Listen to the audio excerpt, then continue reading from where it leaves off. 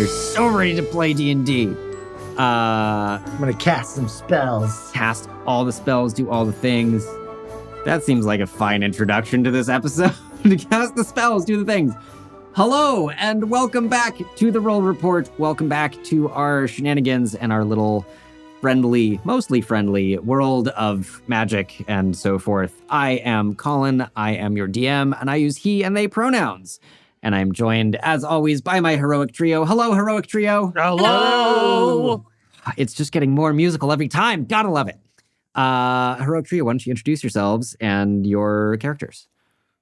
I am Ben. I use he, him pronouns. I play the character of Talus, who uses they, them pronouns, but changes their persona because they are a changeling from the Fae and is currently in the persona of Renton Connolly, who uses changeling. turn and face the Fae. Okay, I will pass it.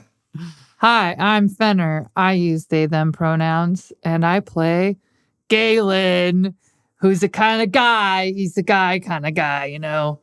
A guy's guy. He's a guy's guy. All the guys know. It's a human guy, paladin type sort of man, and he uses he, him pronouns.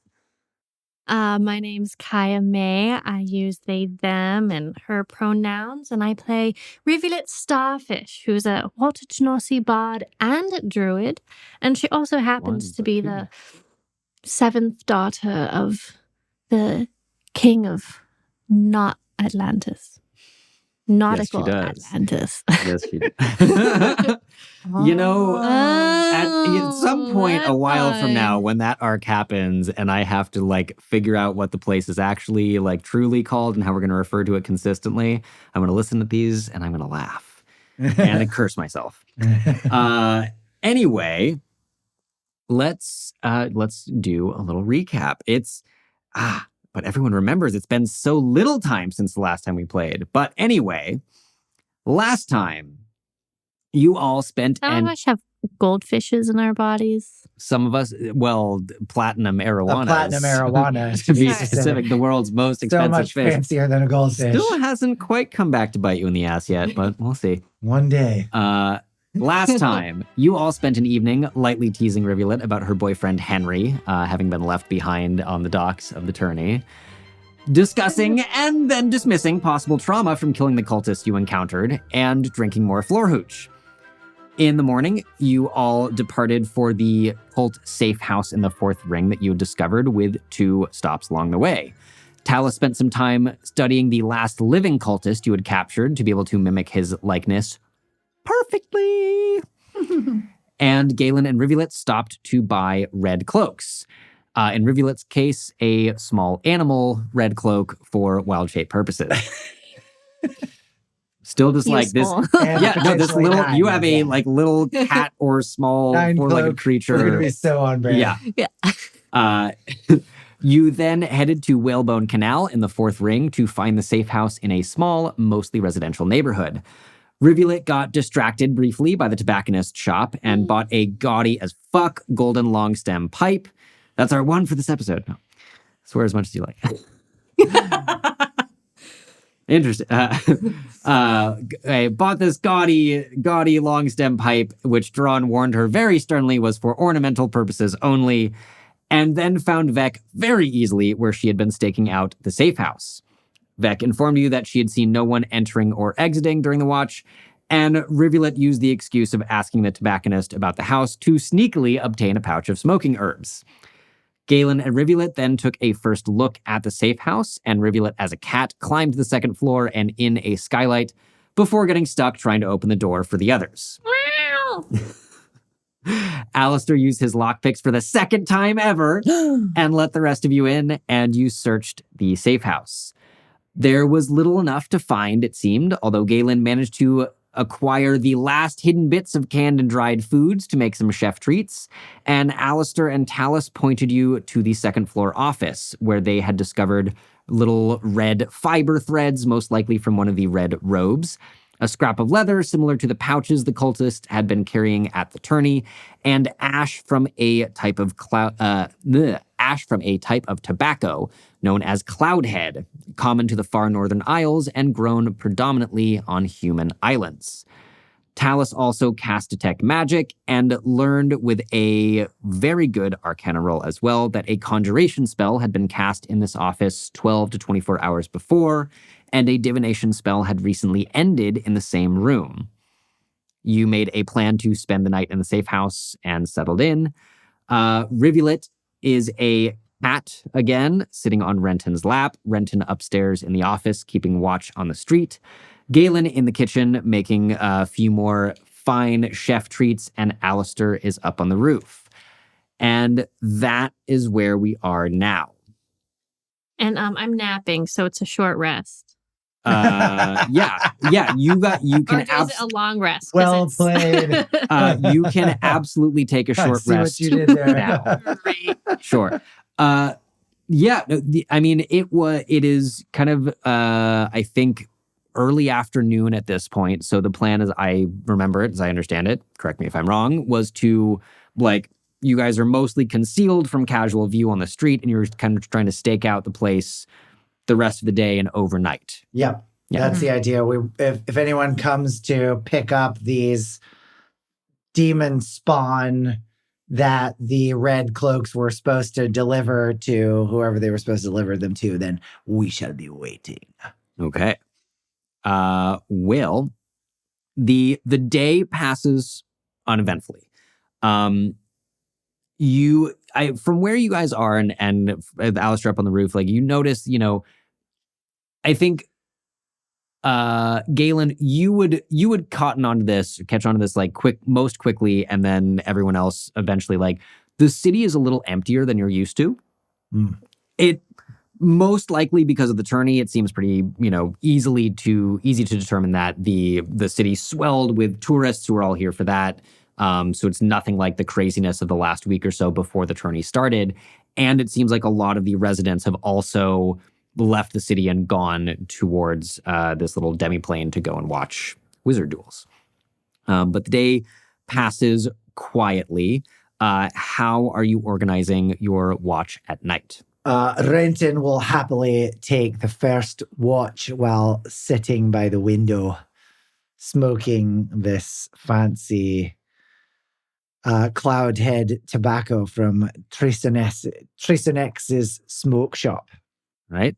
First watch. I'll take the second watch. Middle of the night, always my favorite time. That means waking Rivulet. up very early. Rivulet just wants to play chess with Alistair. Dragonchess. She busts it out. She's not very good at watching. You Princess. Sure. You climb up to the roof where Alistair is kind of like huddled in his jacket in the corner. You seem like he's not really watching the street. He's just kind of like awkwardly being cold and kind of sitting, trying not to actually sit on the ground, but like awkwardly squatting. I haven't. I'm still a cat. And you just like wander up on the roof. Hello. He offers a hand to sniff. Yeah. And just like starts scritching. And how would a chess set? How does Rivulet? How does this magic wild shape thing work? So when you wild shape, you can determine what happens to all of your stuff. If it either, is that right? Let me make sure that I do this right, since I got it very wrong a different time. Education for everyone. Yeah, right. On D&D. You choose whether your equipment falls to the ground in your space, merges into your new form, or is worn by your new form. Worn equipment functions as normal, but DM decides whether it is practical for the new form to wear a piece of equipment based on the creature's size and shape. So going from Rivulet to a cat, I'd say there's not a lot of your normal stuff that you can wear. And but does it all fall to the ground? Is it Great. okay? Okay, so Sure. can I do my magic light spell? Mhm. Okay, so I would like to use dancing lights to create a holographic version of Dragonchess. You can absolutely do that if you drop out of cat shape. You cannot cast spells in wild shape, I think, until a very high level. Okay, I become rivulet. Oh, that's a remarkable use of that spell. I haven't played chess in quite some time. Well, I figured if anybody would know how to play, it'd be you. I'm not very good at it, but I do know. Wonderful. Right, I love winning. in the wee hours of the morning, rather than keeping watch, the two of you start playing chess, which we'll get to in a moment. Renton, taking the first watch, roll a perception check, please. Perception. That is a 13 on the dice plus a 0 modifier. 13. There's a couple times in your watch you catch a flash of like bright armor from the corner as you see Vec like lean around, take a look down the street. Like very obviously, it's hard to miss this 8-foot tall Goliath in shining armor lean around a corner and then duck back out of sight. But otherwise, your watch passes uneventfully. Gay-Lynn, middle of the night on your watch, roll a perception check, please. Oh no. I mean, it's kind of at an angle, you know. No, it's a 4. It's All a right, 4. it's a 4. And I'm seeing here, I got a perception. I'm modifying a 4 into... Yeah, it's Not really much going to make a better. huge Hey. difference. +1, 5. 5. Hey. Hey. Your chef treats are fucking delicious. That's what you notice. I need to roll anything to know that. I mean, true. Fair enough. Gay-Lynn's chef treats are delicious. Oh, and then I roll a nat 20 when it doesn't even fucking freaking matter.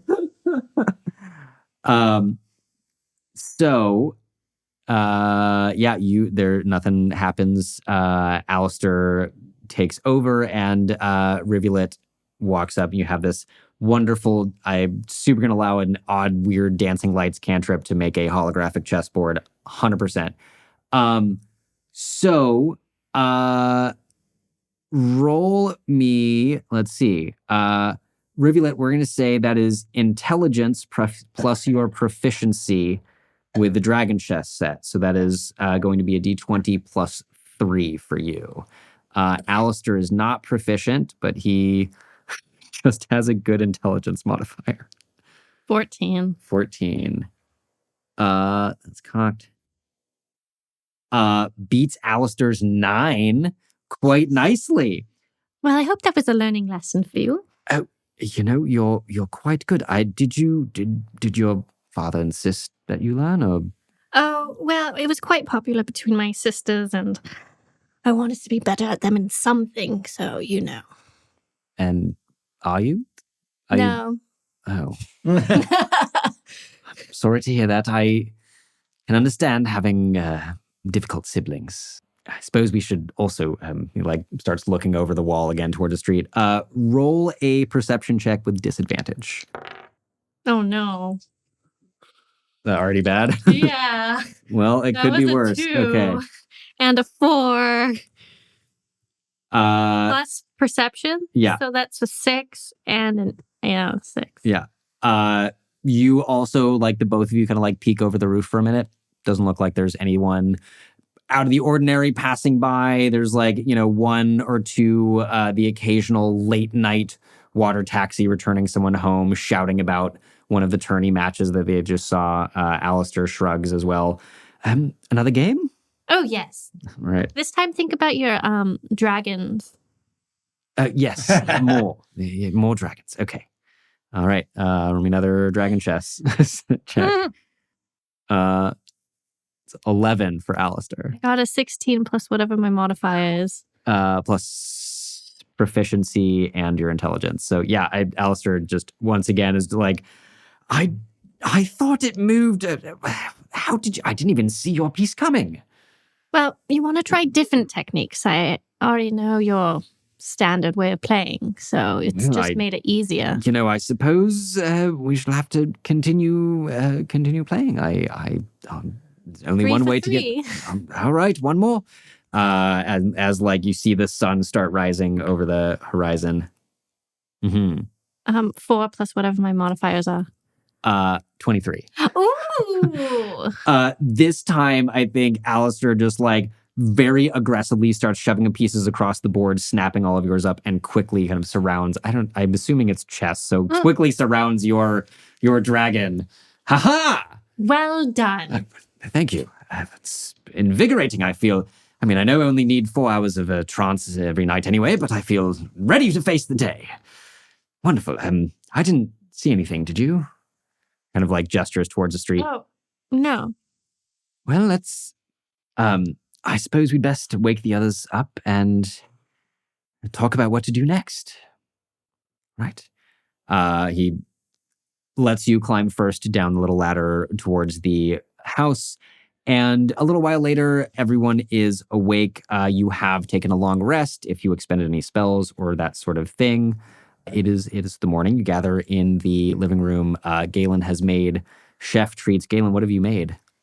This morning we have a kind of I'd say a mariner's take on biscuits and gravy. Yes. So it's a kind of a white sauce with mussels thickened with a seaweed type of gelatinous material. There is some milk, but it is an Orca milk, so it's really salty. And the biscuits, I think the flour was kind of off that I found in the cupboard. But, enough sauce makes anything good. That's what I say. True. That's true. Orca milk. My favorite. Mm-hmm. Mine too. I knew you were an Orca milker. Love to milk an orca. Alistair looks faintly horrified, but as soon as he tries it, oh my goodness, that's much better than I was expecting, actually. Oh, we got a convert. The salt adds a certain... I don't know anyone what. that's ever tried orca milk that doesn't like it. Especially when it's served to you in a moment of desperation. Yeah. I'm quite Goes sure. particularly well with the mussels. So, over this seafood-style sausage and biscuits, Alistair now converted to the joy of orca milk. Did anyone see anything or hear anything else? We did not. Certainly not playing chess. Oh, Alistair actually got to beat me one round. Oh, well done. Yes, of course. All I saw was Vic not being very subtle. She may have blown our cover. I mean, to be fair, she is quite large and large. very shiny. Yeah. The bear So doesn't shiny. exactly add subtlety to the equation. Who needs subtlety when you're that freaking strong? You're not wrong, I suppose. How does one become that strong? Start as a Goliath and go from there. That would be my advice. Yeah, That I would think help. she had a lot of orca milk when she was a little tiny baby. Raised yes. on orca milk, no doubt. Well, I've heard some of her people living up in the mountains as they do. Also, just the environment, whatnot. You and I grew up more in the water, and she grew up at great altitudes, lifting heavy things and throwing rocks. And I'm sorry, I don't know entirely what. I've not visited, and I don't know many Goliaths. I hope I didn't just say something very ignorant.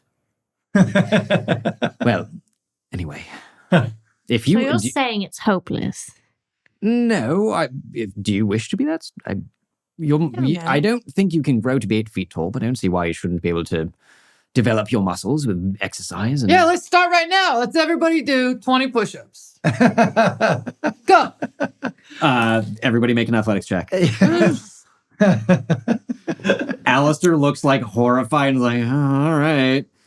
He has a -2. I don't really like push-ups. Holy shit! Alistair rolls a 19, which becomes a 17. Busts out 10 push-ups. Wow. Rivulet rolls a 2. Oh, no. Which becomes a 6. I feel like you managed to get 1, and then but it's the big snake back coming up, very bad form, but you got a couple in there. Well, I rolled a 19, so Gay-Lynn, I busted out like a Busted mother out. Of course hummer. you Problem. did. Tough guy. You're welcome. Your form is exquisite. Okay, I great. only rolled a 10. Talus, you managed to like, I'd say at 10, get like 2 or 3 with decent form in. And the last few, you're like really Sounds about struggling. Right. Yeah, right. You're like, oh yeah, I could do this. And then the fourth one, you're like, pouring from the brow. Yes. I don't Do think that. I like it very much. Well, but most things in life you have to work hard to and acquire. hey, just look at it this way. You can't do much worse than what you did. So, you have it's really easy to improve when you're so bad at the beginning. Burn. Also, No, not it's a wrong. good thing. Yes, you only can go up from here.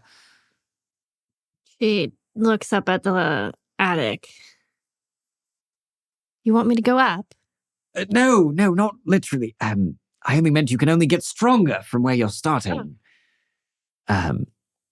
Anyway, shall You can just rely on my big, strong friends. just as we rely on your magic and each other, no? Oh, And her gold. we're such good friends. Yes. Also, I'm so glad you're rich. Oh, me too. It's lovely. We can be appreciative of each other's strengths, like Mr. Presto Changeo over there. He can change into things. Who cares if he can't do 5 push-ups without breaking a sweat like a little baby girl? I think it's good that we've established. Hurtful. What? Deeply hurtful. No, it's okay. No, truthful, dude. you go on with your muscly self. You're right. Yeah, babies usually have a lot of strength, actually. They're really compact. Everybody make an insight check, by the way. Babies? No, just Gay-Lynn, make an insight check. All right, I rolled an 8. I rolled an 8 too. Plus 4 is 12. I got a 17. Gay-Lynn, you notice that Alistair looks sideways and really uncomfortable when you start talking about how much you value Rivulet's money. Oh. Doesn't say anything, just kind of like, Some kind of anti-capitalist? Yes, babies have very strong. I've known, you ask them to hold their finger and their tremendous grip strength. There's little Yeah, devils. babies are really strong. I'm sorry I compared you to one. That wasn't... No. Anyway. Give you so much credit.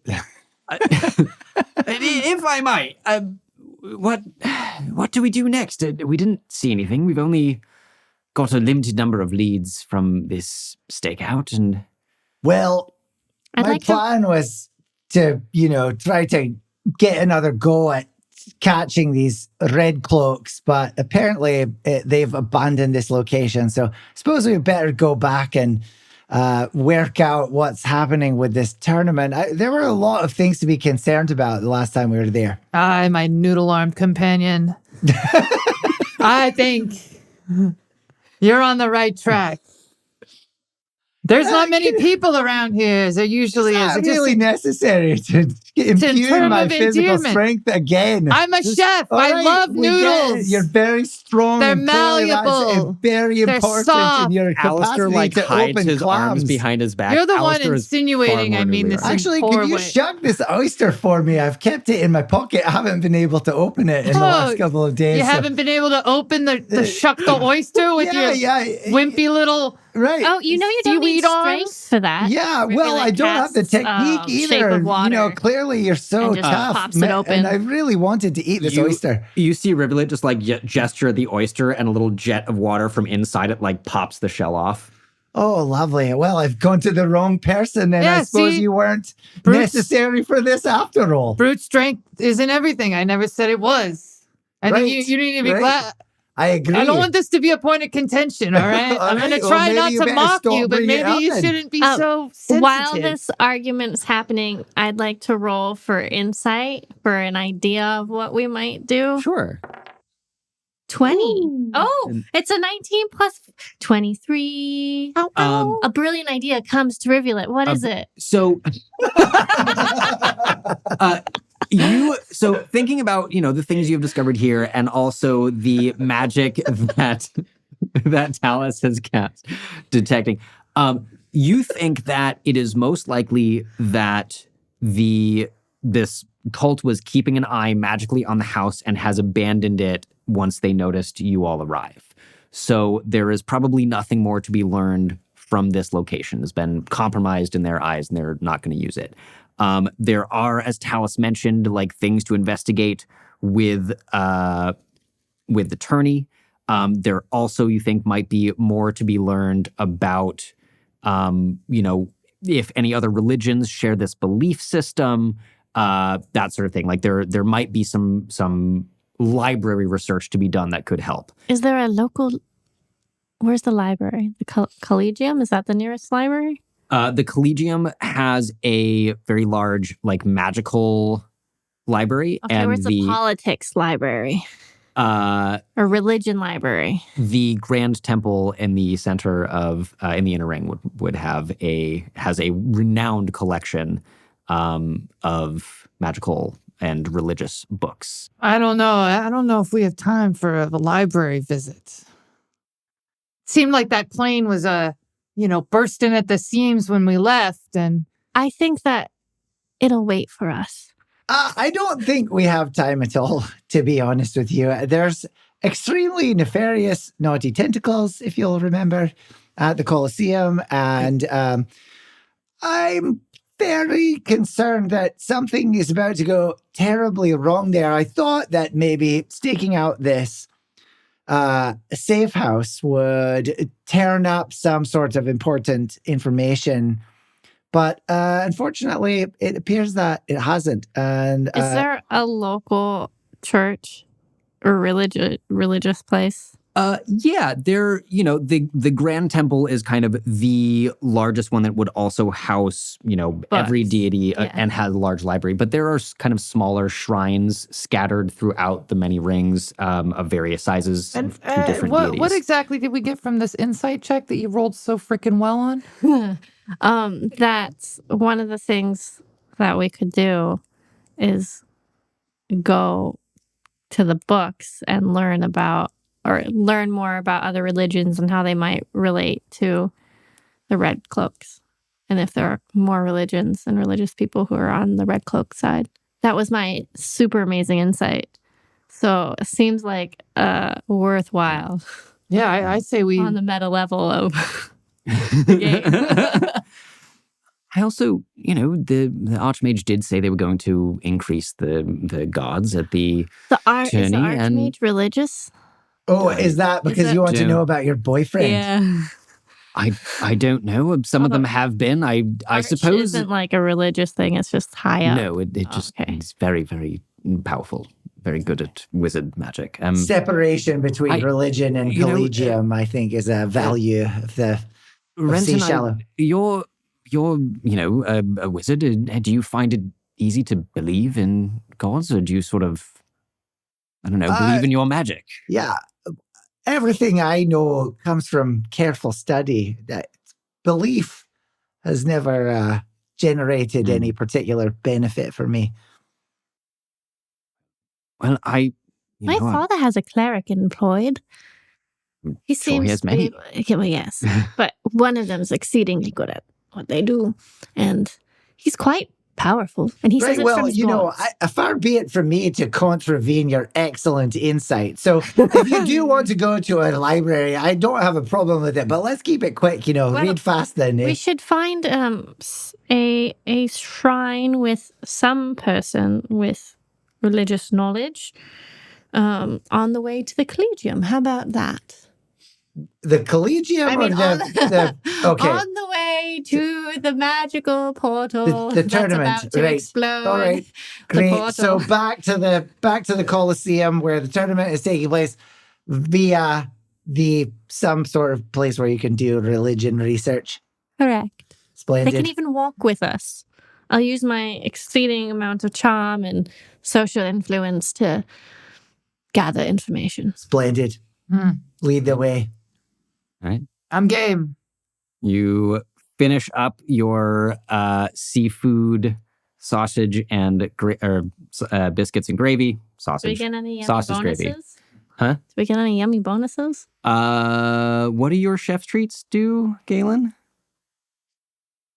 Gay-Lynn? Your Chef's food. treats. What are your magical? What do they do? You have. I don't remember in this moment, but yeah, They your heal food you. is. Your food is. but I Go. had a short rest, 31 points already. I know. I think we're all Yeah. healed up. I'm not ready to use these treats yet. I just served you breakfast. All right. How much more do you want? Oh, I thought Oh. I thought the breakfast was the chef's treats. They're different. Okay, got it. Yeah, delicious Chef breakfast. treats. Me Chef belly full. sweet. Alistair, you Yes? know this city. I do. Could you lead us to someone with religious insight? I have some nagging, insightful feeling that could be useful. It's funny the way those insights work, isn't it? Yes, of course. I suppose let's go then. So you all exit. I'm assuming stop and like inform Vec and Drawn on the way, or do you just like leave? I do some like really complicated hand signals. I'm like, pull on my ear, pick my nose, waves in the air, paper twist, tutting across. And as I'm doing it, Vec is just like slowly walking up and is like, I hate those.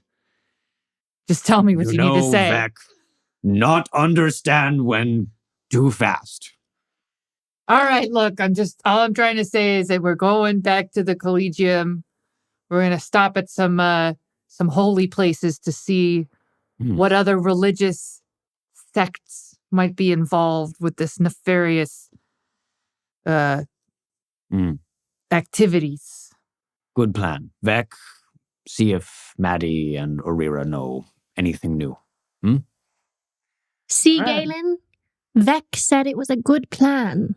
I don't think that she said it was a good plan. I think she just Take said, this one with you. And she just kind of like shoves Drawn in your general direction. oh, Big eye roll.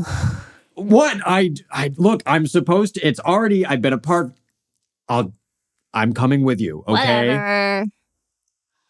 Drawn has some separation anxiety. Is that what you're trying to tell No, us? it's my job is to guard the Look, princess. Drawn, And I you're can't more do than that your if I'm not. job.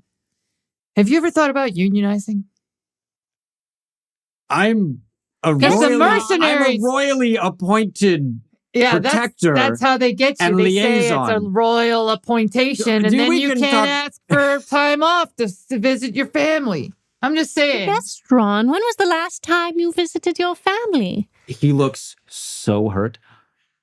You are my family. Whoa. That is toxic work culture. It's finest. I am. Well, not now, I guess. And he just like turns No, away Ron. awkwardly. I didn't mean it. Oh, poor fellow. Let's just go to this religious person or I'd like whatever. to roll for charm. Sure, make a charisma check. That's a 21. He just like, Big smile. Big puppy eyes. yes, all right. Let's go. It's fine. I love you, Ron. And you love me. Thank you. I am your protector. Yes. I am sending you some pamphlets after this campaign. Sure. Whatever you say. And apparently we're family. Isn't that right? I can't watch this harmful rhetoric. I'm gonna go to the front of the pack here. As you all start leaving, Gay-Lynn, you notice Vec is just like shaking with laughter silently as she climbs onto Cloud, the polar bear, and starts trotting away the opposite direction. Rivulet hops on Dron's shoulders. Yep. Mm-hmm. He like reaches up one hand to make sure that you stay in place and don't fall off. Well, where are we going? Oh, yes, this way. Alistair starts leading you all through the fourth ring. So you walk for a little while, kind of along the arc and pass out of kind of the most residential section of this particular radian arc section. Yeah. Section of a ring. Radian. Yeah, Yeah, that's good. thing. Nice. Nice use of vocabulary. Hey, Your math sometimes- teacher would be proud. But I don't know. I definitely stopped after Algebra 2. I don't think we got into radians. Like, whatever the fuck. You eventually find a small shrine is kind of built. It's in one of these sections where sort of the public aquariums are. So the aquarium itself is kind of a lot smaller and has more exotic fish than you would expect for the fourth ring. It has some like very shiny, more rare coral tending species and like a very elaborate piece of branching staghorn coral inside it. And this little shrine that just kind of is a sort of a simple, like a dais and a larger stone cairn. And you see a elderly-looking turtle, a turtle person, just kind of quietly with a pipe in the one corner of its mouth, little puffs of smoke emitting that each time the puffs, they turn into a different little creature. There's like a deer for a moment, and then a manta ray, and then a fish, and then a cat, and just kind of keeps going. He's just got this little sort of twig broom and is sweeping off the steps leading up. And as you get a little closer, you hear him just going, "Now, don't you worry none, Miss Luella. I'm going to go ahead and make sure I clean your grave later this afternoon. It'll be all right now." Keep sweeping. And he looks up as you all approach. "Oh, howdy, y'all. Welcome to the shrine. How can I help you?" I'd like to persuade you. "Well, I'm certain you don't need to. I'm here to help." You can go ahead and try and if I were metagaming, I'd say roll that dice, but I'm here to help. 12. Should have just asked nicely. I mean, he's looking at you, smiles. He like takes Doesn't his even pipe, need to be persuaded. takes his pipe out of his mouth and blows a little puff of smoke, and that turns into a smaller version of 9. Oh. Now, I'm here to help all of the living as they need assistance. My name is Norton. Hello, Norton. Nice to meet y'all. Pleasure, Norton. I like your smoke clouds in the shape of animals. If you would like to share any technique around that, that's certainly a practice I would love to learn more about. Well, friend, I can't take none of the credit. This here's a little magical item that I picked up in my travels. Oh, I see. Magical pipe. I wager you could find one yourself. They're a pretty common form of magic. A little, and actually... Splendid. We've just been to the tobacconist, but I didn't know what to ask for. Do you reckon Thracenex would have one of these? What are they called? Oh, well, I don't need y'all to go ahead and do that. Why don't you take this one? He just takes it right out of his mouth and hands it over. That's tremendously generous of you, Norton. has really big eyes and watches this happen and has the biggest. I take it jealousy. and I pack some of my Cloudhead tobacco in there, and then I blow a beautiful animal. Do I just get to choose whatever animal it is? This is a pipe of smoke monsters. Okay, It does not require attunement. Yeah, I think you just immediately can blow smoke. A giant orca right towards Rivulet.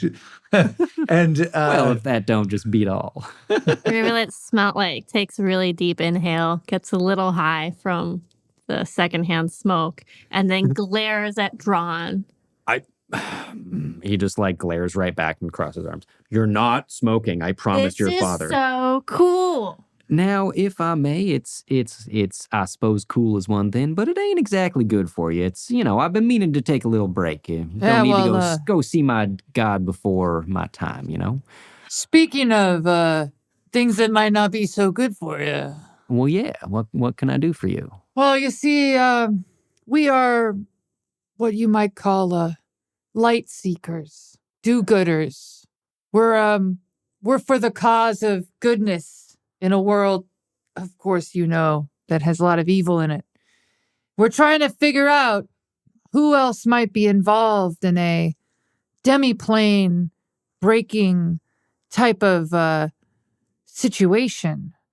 Now, we know some red cloaks and some humans that may be wrapped up into this dark business, but we thought we'd stop by in this place of worship and see if there are any other aligners, maligners, or otherwise nefarious. You see, as soon as you mention the red cloaks, he just frowns and spits on the ground.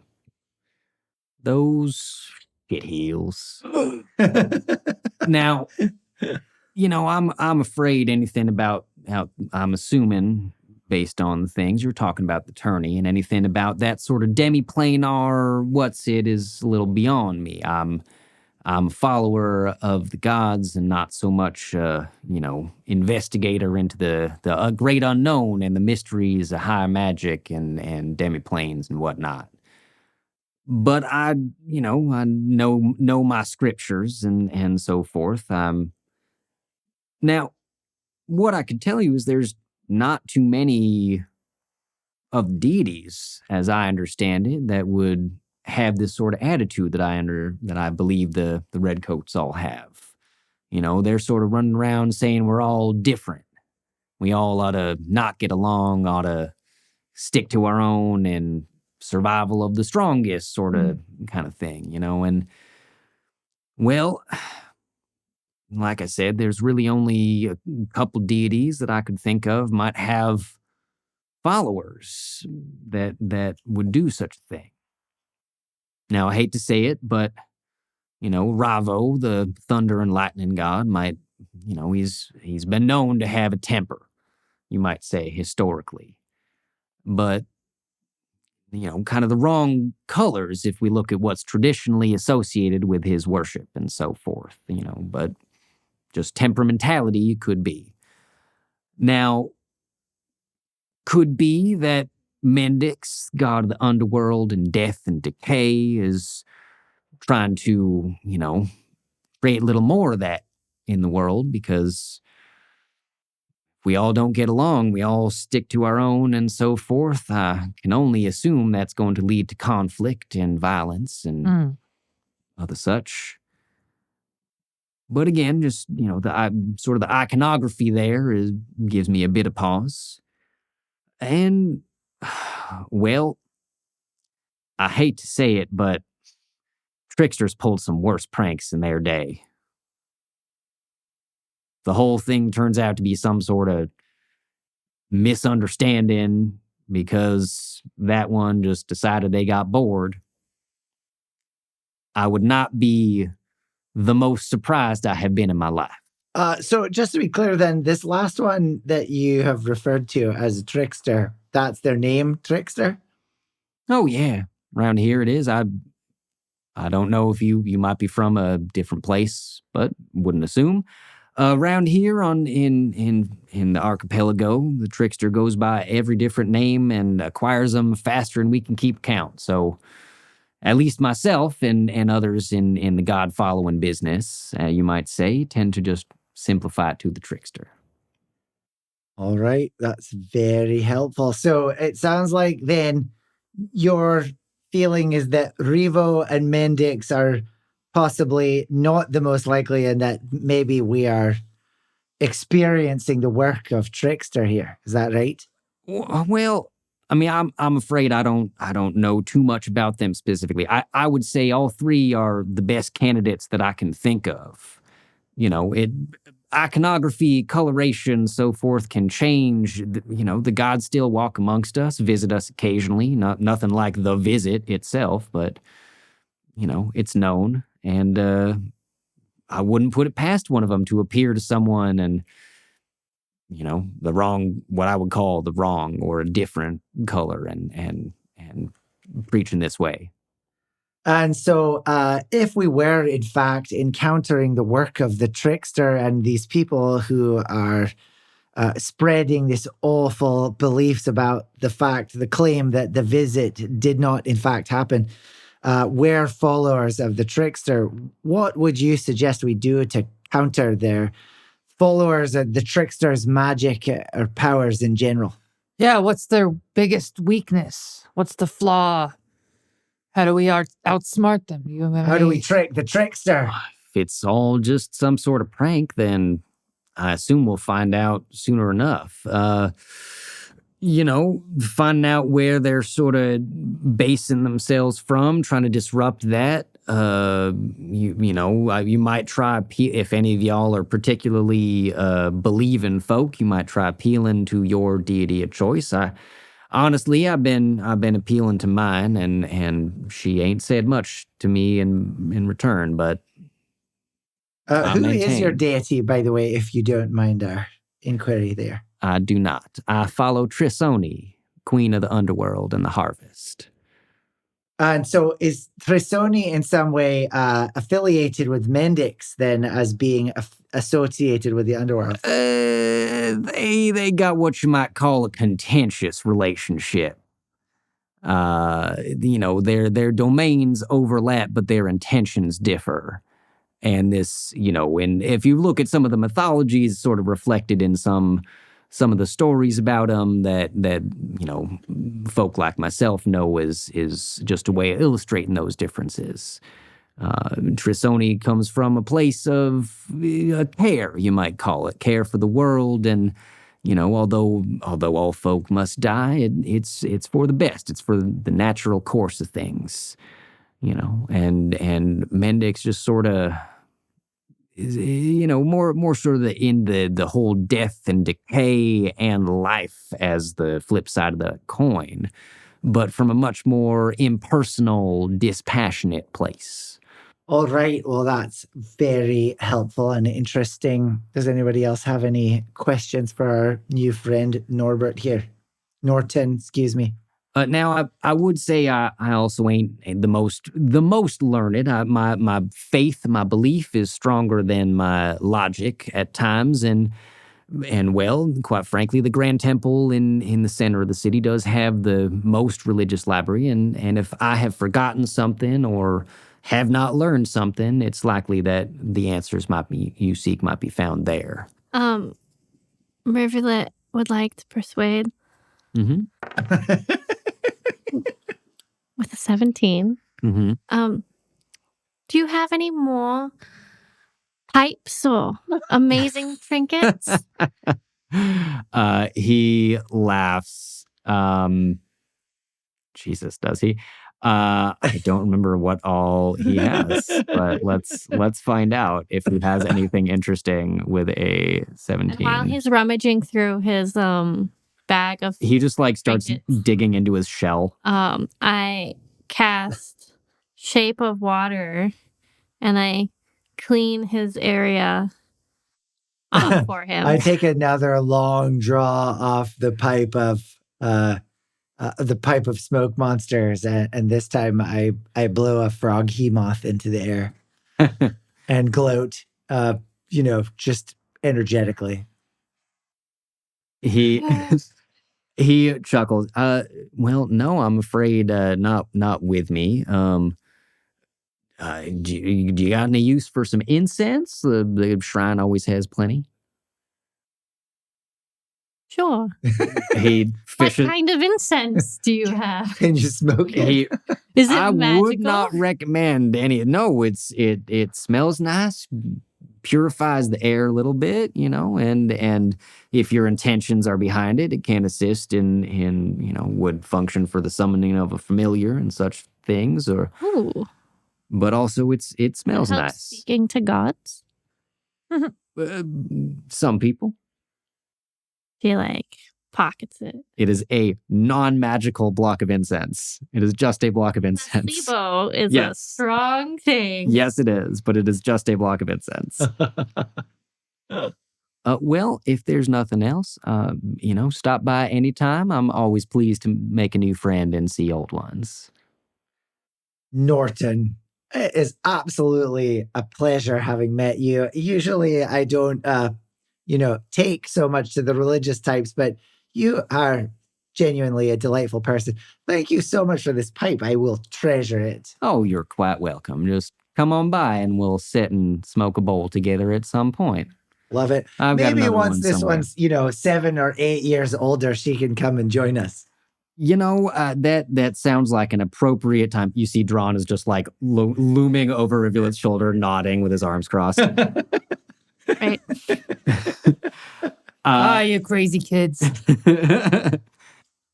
So Norton waves goodbye and you all continue on. You take your water taxi from there to the tourney. And everything seems much as you left it. There you arrive and the crowd is roaring at some feat of magic that has just been accomplished. You hear the announcer's voice. Ooh. Oh my gosh. Boo! Exactly. So, here is the difficulty between D&D sessions and the actual amount of time happening in real life. What happens for you all is that there are several days of being on edge and nothing happening. The tourney continues in spite of your vigilance and your worry. It seems like the extra guards and things have done the trick. So there's about 3 days that you all go to the tourney, keep an eye out. Are there other things anyone would like to do in that time quickly? Well, I think you better ask Rivulet that question. Rivulet, is there something I don't have anything in particular you would like to do in these know. couple days that is not going to the tourney, I should add? Oh, not at the tourney? Or at the yes, if there is something you want to do either at the tourney itself or not going to the tourney. Yes. I would like to get some magical items from these vendors. I got a plain elephant stuffy that does nothing when there are all sorts of things that do things and stuff. You have your hilarious potions that I don't think you've tried yet. Oh, right. They're labeled as stupid potions. Someone was Wow. mad when they got their Thank you. potions. I didn't do it. Uh-huh. Sure you did. What do these potions? Silly potions do? Didn't I did you write it down? You wrote it down. I thought you wrote it down when I told you. Okay. No. All I know is I didn't write it down. 8 potions from the press box. Yes. It I didn't is. say what they did. My notes include didn't track what they were because my cat was making noises in the sink. The Behind the curtain. the ones you have red, green, blue, and violet with little flecks of glitter. Yeah. Those are the ones of hair color All of changing. them are hair color. Yes, they change to the color. I see. Yeah. So you have one of each of those 4 colors. You had the 2 potions of silver tongue and 2 potions of finger guns. Pew pew. Cool. They make you shoot little Yeah, I'd fireworks. like- Wait, to I hold didn't on write to them that. down again. Did you write them down this time? No. Okay, you better write them down. So someone's got to Okay. write them down. Come on. I'm not going to do it. I have the notes. I can always pull them up. 4 of them are hair color: red, green, blue, violet. Blue, violet, hair, change. Red, green, blue, violet. Yeah. And then 2 finger guns. Yes, 2 of finger guns, which harmlessly allow you to just shoot little pew, pew. fireworks out of your fingers. You can change the Fun. color. And 2 of silver tongue. It's like a thick, viscous, silvery liquid. When you drink it, your tongue turns silver, and you can add a D4 to charisma checks for 1 hour. Great. I love it. Okay. I've been doing so good at my charisma that. Sure. Roll me. Okay, so the competitions, right? The things that you could win magical items. There's a wizard duel, there is a bardic competition, and there is an archery contest. Yeah. Which of those would you like to do? All of them. Okay. All right. Okay. Roll. We're gonna go down the line. Roll Colin, me. the patient DM. I am nothing but patient because I know the shenanigans will be rewarding. Roll me an Arcana check. That's a 4 plus whatever. Okay. So you head back. You remember where this gnome Ew. that okay. You remember where this gnome that Talus dueled for their Cloak of Many Fashions was, and you try to have this little competing wizard duel. You give a decent account of yourself. You can tell the gnome is kind of playing it a little bit safe and easy on you, but they still win handily. So you do not collect a new magical item from there. Okay. Roll a performance check as you return to the site of your Alistair is just like, I'm not soft shoeing this time. I'm not trying to dance. This is on you. 12. 16. Oh. This Loxodon, this like large elephant person, as you get into a rap battle with them, just crushes you, unfortunately. And Elephants are good rappers. clearly, I know from experience. canonically in Sea Shallow, All right. in the archipelago, elephants are great rappers. And archery, roll a dexterity check. 9. Rivulet goes 0 for 3 at the contests over the course of the next day, unfortunately. You make another, actually, you run into Henry, because of course you do, because Henry has been looking for you and has a little bit like, I can't believe you just like ran away and left me on the dock. But I thought you could swim and that you'd no, be joining us. not just like an open ocean. That's like, well, okay, I brought you another cookie. Oh, you're just the cutest. Henry sees you failing at the archery, steps up and has a like, watch this attitude, picks up one of these like kind of flimsy toy bows, pulls it, and it breaks. And he's, that went a lot cooler in my head. Okay. Well, don't worry about it. I failed miserably too. And she like gets on her tippy toes and gives Henry a peck on the cheek. Henry turns bright red and just starts stammering. Wow.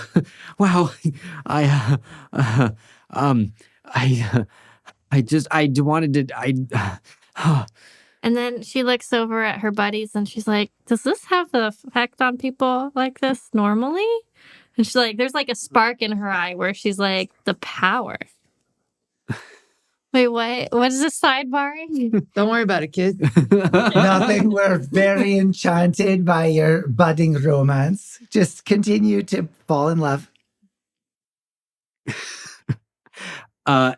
With this adorable, Henry, has managed to wrangle a special ticket, is able to sit with you. So for the next couple of days, you this burgeoning teenage centaur water genasi romance flourishes at the tourney. They're making out by the end. It's super hot.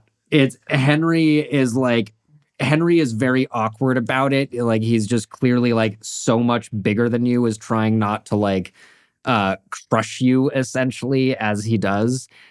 Drawn just like just clears his throat very audibly and like folds his arms and turns away and just like side eyes a little bit every now and again to make sure that Henry isn't getting handsy. Rivulet is getting handsy. Oh, dang. Can she reach that far? He is. I mean, he's kind of. So that is a good question. I don't know. I feel like we're losing some of the urgency of nothing entire plane, the demi-plane falling apart. Nothing is more urgent. The demi-plane has not fallen apart. Nothing is more urgent than teen romance. No more clearly. naughty tentacles have come out. The only naughtiness occurring is Rivulet's tentacles. After 3 more days, the tourney is wrapping to a close. It is almost we're into like the semifinals. The last 4 wizards have been narrowed. The pool has been narrowed down. Oh, did Eva Zora make it? Roll me a luck check. Oh yeah. Roll me a d20. Just a hard d20. Hard d20. Come on, Eva Zora. Eva Zora. That's a 10. Zora. She made it to the quarters before finally being eliminated just before the semifinals. But in a really stylish fashion, Rivulet, her bubbles have been amazing and full of like some backstage tips and a few compliments to her, like the best pit crew ever, including the Princess Rivulet. Just nothing on her current pit crew. More followers for me. Mm-hmm. And on the morning of the finale, as you all wake up in the second barracks on the left. A little more fruit in a dirt hole, hooch having been drunk over the past 3 days. So My on. favorite. I've grown quite a taste for it at this point. We really have. You're good at hooch. It's very early in the morning. Gay-Lynn, you're up early, cooking some breakfast, practicing as we have previously established. Rivulet doing all my push-ups. Doing all your push-ups. Alistair has joined you and does like 4, since he trances and doesn't need to sleep. Rivulet is absolutely full asleep. Talus, you are, I think early in the morning, Talus is kind of like wakes up but lays in bed, appreciates the view, sort of. That is the vibe I have gotten. That tracks. That tracks. As you're sitting there, the morning looks beautiful. The sun is rising. It's like still just a little bit of pink on the edge. You hear a voice in your head. Renton, Yorick, whoever, get your friends here now. The demi-plane is cracking. Christus isn't doing a fucking thing about it, and something's about to break. And the sending cuts off. And in the background, you recognize the voice of your gnomish friend, Mara, or Ruby. And in the background, you hear a sound that sounds something like metal or glass being torn in two, combined with nails on a chalkboard. Oh, no. Friends, we have just received an urgent message from our friend on the broom, Mara/Ruby, plus 8 other names. Anyway, she was the person who we were working with I know who she is, yeah. Yeah, of course you do. The delightful human, or gnome, rather, person. Anyway, she has sent us an urgent message to get back to the Colosseum. Things are falling apart, and as we all expected, that fool Charistus, your boyfriend's uncle, has done nothing to solve the problem. So, of course, it lands upon us to go and save the day. Alistair, you get together. Drawn, everyone, get your weapons. Drawn's already got his glaive out. I'm so ready. Yeah, I can see it that. Will not go like last time. Yeah, exactly. Yeah, I know you're a far more effective warrior than it appeared the last time we were in battle. Anyway, everyone get together. Gay-Lynn, get your tactical nipple ring prepared. Listen, that was my secret weapon. I don't want to... Wait, you have a tactical nipple ring? See, not in front of the little girl. What? Don't worry about it. When it's time to shine. It seems like such an... Anyway, let's go. We have to go now as quickly as possible. Tell Vec, too. We probably need Vec's help as well. I'm so glad that we're all so well rested. It's been a long rest for us all. Well, yes, it has. You have, in fact, taken a long rest. You should be able. You hurry outside. You grab Vec and bring her with you, and quickly can find a water taxi. Alistair's grabbed his short bow. You see him strapped a sword that looks like it's also damn near brand new onto his hip. I use Shape of Water to make the boat go faster. Yeah. The water taxi scoots through the city. There's not many other people around, and heads east towards a portal to the tourney. Hello, fellow tradespeople. This is Ben. I hope you are enjoying this podcast as much as we are. If you are, please leave us a 5-star rating on whatever podcast platform you are listening on. Also, go ahead and follow us on social media at the Roll Report Cast. If you are feeling especially supportive and fancy and delightful, you can also support us on Patreon, which we would really love and appreciate. And you get all kinds of really fancy special bonus perks for doing that. All right, back to the show. The moment you all clear the portal, clear the city, and have the portal in view, you know that something is wrong. The immense door is flickering slightly, like it's phasing in and out of reality. And on the other side, where you can see through, the stadium is collapsing. You can see stone crashing from the top of it into the docks, destroying some of the boats. And it smells like sour orc's milk. It smells like orcs or orca's milk? Orca's milk. Sour orca's milk wafts from the portal. You see people flooding out of the stadium. The thousands of people that were there to watch the tourney, all trying to leave, screaming, trampling each other in their hurry to get to the dock. As your skiff fights upstream against all the fleeing civilians, you start seeing more of these strange aberrations popping in and out of existence, grabbing people and vanishing, or appearing and lashing out with their tentacles or mouths or strange magic. After a long minute, you manage to fight through the portal and dock in an empty slip near the end of the pier. You all hop out. Vec hops out with you. There was not enough room for Cloud in this boat, and you start rushing towards a stadium. Everybody make a perception check. Perceiving. Perceive. Ooh, 16. The 5. 19. 19. Rivulet and then Talus. Talus, who do you look like, by the way? I am still in the Renton? The Renton garb. All right. Rivulet and Renton, you are the first to notice Mara on their broom flying like a bat out of hell straight towards you from over the edge of the stadium as it collapses. And they're being pursued by something that you've never seen, flying on weird insectoid wings with humanoid parts mashed together with altogether too many mouths and limbs and eyes, emitting this weird buzz as it flies. Mara lands heavily, hops off the broom, and turns towards you. Oh, thank fuck that sending reached you. I need your help getting everyone out safely. What about that giant insect monster chasing you? Should we not take care of that I first? can handle it. Most likely. Perhaps this very tall person can help me. But behind them, you just like with a thud, this thing lands and just goes, "You're all going to bow before my master, and your plane will be ours. I don't bow before anyone, actually, except You Daddy. will."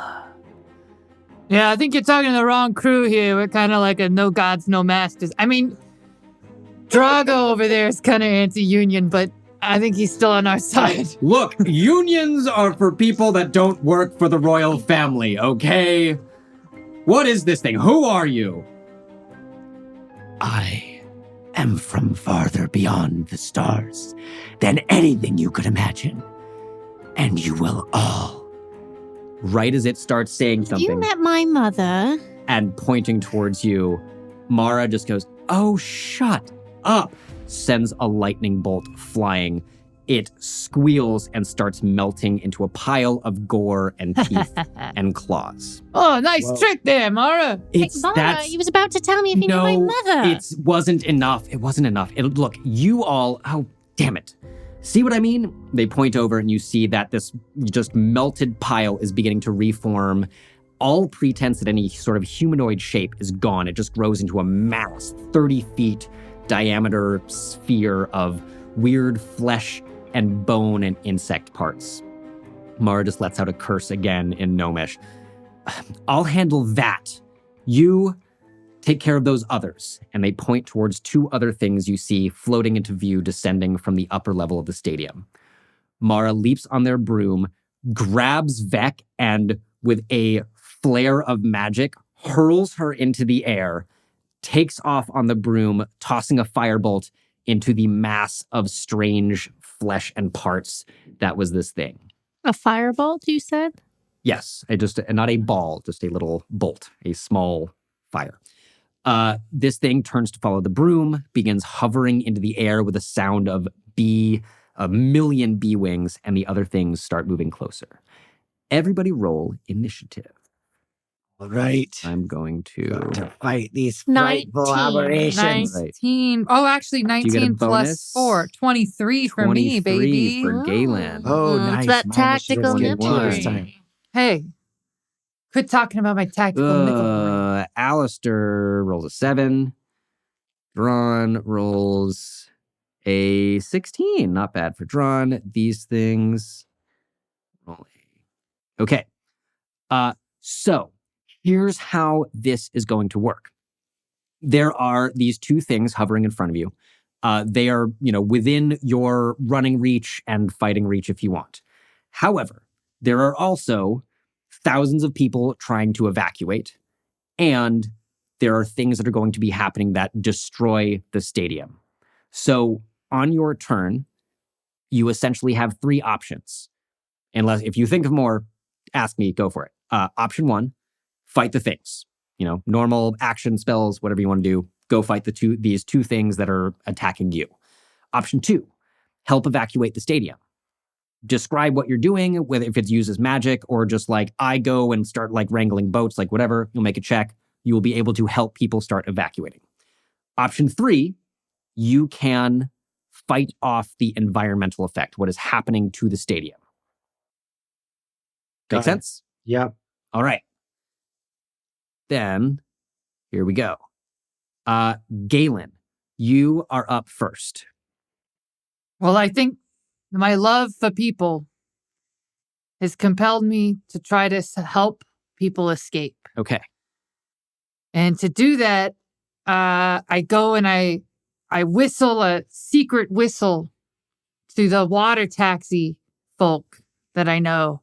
It's a piercing whistle that pervades far out into sea shallow and summons all of the water taxi people to the dock to pick up the people that are fleeing.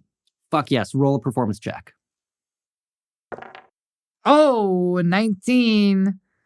Do I get any pluses for performance? No. I think so. It's your charisma at least plus performance plus 4.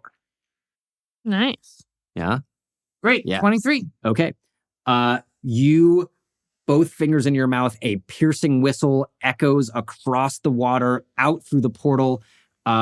Roll me 2 d10s. That one. Yeah.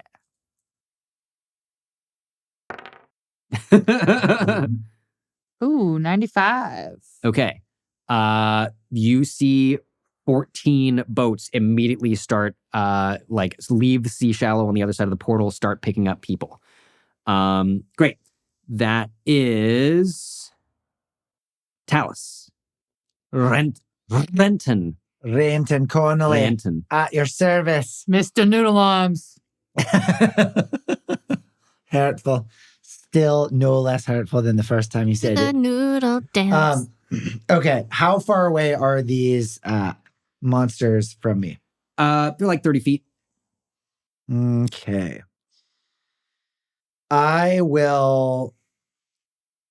So they are monstrous insects. They are not humanoid. They are definitely not humanoid. You looking at them, they are these sort of, they have some similarities to spiders, just like this weird, giant, extended arachnid body, but with 6 legs instead of 8. Several glowing red eyes, both on little like tentacle stalks and embedded in their skull, giant mouth. Okay. And actually, I forgot to do a thing. One of them, they both have 10 weird bulges kind of on their back that are almost translucent. A little hard to make out exactly what they are from this distance. 10 translucent bulges on the back. All right. Noted. I am going to cast Phantasmal Force and create the image of some sort of monster. Let's create the image of a Vex bear. Nice. Cloud. Uh-huh. Yeah, we're gonna create a phantasmal image of Cloud. Okay. To fight them. All right. It makes a intelligence. It makes Yes, some- you have. They have to pass intelligence. All right. No, that is a 9. Okay, great. Yeah. Okay. Does it take damage or just? So it treats the phantasm as real. So now it's fighting the phantasm. Okay. And basically that means it can't attack us, I think, till its next turn. And then it may take damage if I attack it later. But I think it doesn't take damage the the first time. I think it just but it bites on the image. It is, and is now engaged in combat with the image. Yeah, the rest of you see one of these things stop where it is and turn and just start like flailing around close to something on the ground. Cannot see what it is. On initiative 20, you all look up. You see this giant thing flying around. Mara is throwing spells at it. Vec leaps out of the third level of the Colosseum, smashing into it with her warhammer. It spews this weird bile out of its mouth that lands near you. Everybody make a dexterity saving throw. Dex.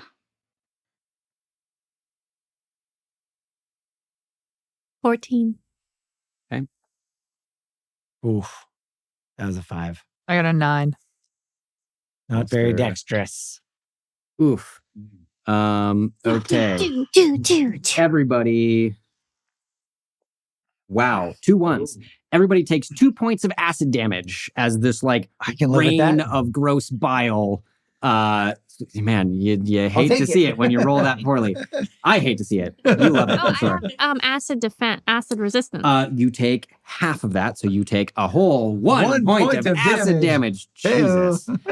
Drawn runs forward, smacks the one that is not currently looking and flailing at the ground with his glaive, or is going to try.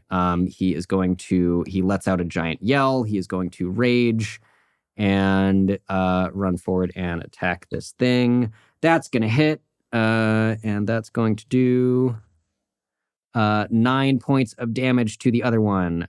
Goes up and gives it a good whack. That is on initiative 10. I'm a 19. Oh, shoot. I'm sorry. You're right. That's you. Thank you. Rivulet, that's you. How many cantrips can I do?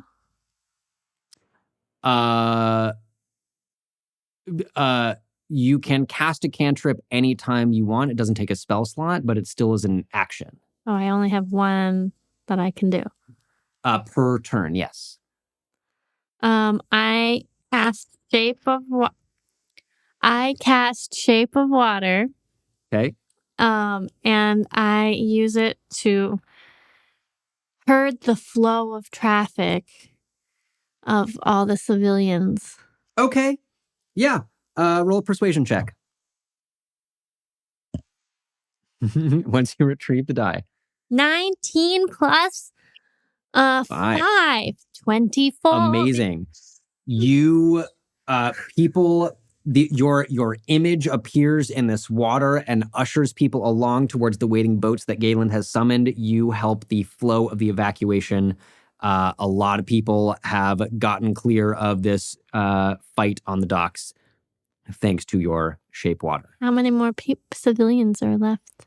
I mean, there's essentially a endless stream of them. As long as you are in combat, there is going to be people like trying to get out. Pointless. No,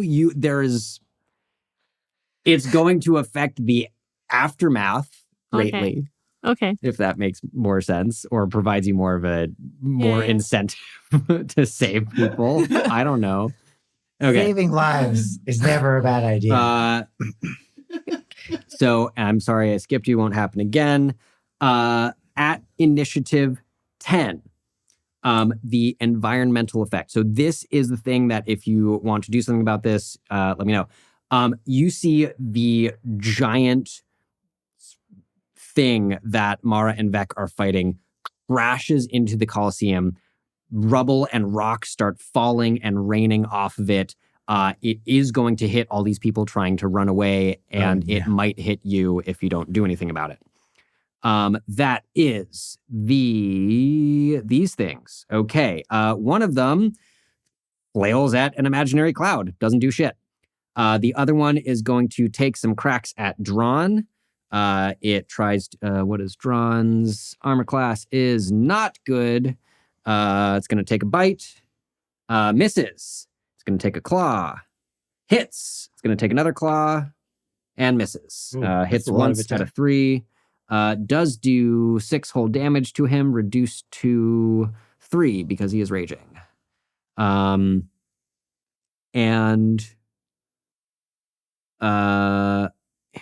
you see it. It stares at Drawn, and then a pulse of red light illuminates every eyeball on it. And as its back lights up, you see in each of these little translucent pods on its back is a brain. Humanoid-ish. Drawn is going to make a wisdom save. Drawn passes. Half damage. So he takes 4 points of damage, but he is not incapacitated till his next turn. That is those things, and that comes to, that comes to Alistair. Alistair is going to, what is Alistair going to do? Alistair pulls his bow off of his back, ducks behind some rubble, and is going to take a shot. Misses. Just fires randomly into the air. And then is going to bonus action. Does not hide at all. Just like lies down flat on the ground behind this rubble, not hidden in any way, shape, or form. Top of the round, Gay-Lynn. Well, I think it's time for some divine smite. Yeah. I smite one of those 2 creatures that So Thek and Mara aren't incapacitating. a thing that you can do, and you are within range of this. If you I'm going to allow flanking. You and Drawn, if you are on either side of this thing, will give each other advantage on your attacks. Sounds good. Me Great. and Drawn teaming up. Go and flank. So roll. We know Drawn can do his push-ups, right? Did he do? Oh, I do 100 push-ups every day. Oh yeah, Every day, at Sometimes least I 100. even sit on him. see, She you can does. learn something from this guy. Plyometrics and body weight resistance training is. Oh, we don't not have the time for this. Go ahead and take your attack with advantage.